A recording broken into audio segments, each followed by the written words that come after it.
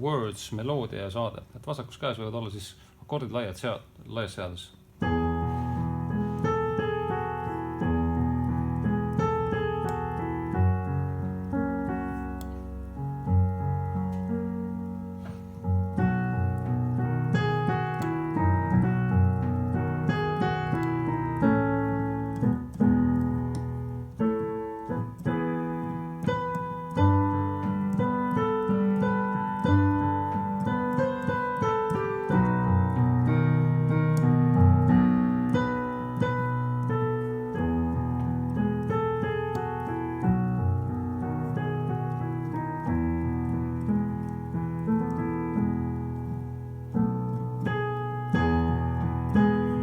Ma nüüd mängin põhimõtteliselt vasakus käes laia seadet.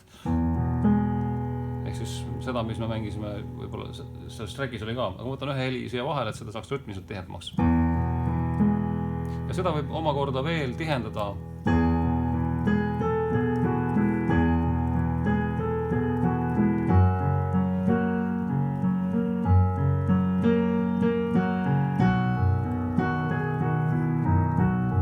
Aga ütleme, see on nagu järgmine samm, et selleks tuleb endas selles põhimudelis nagu üsna mugavalt tunda.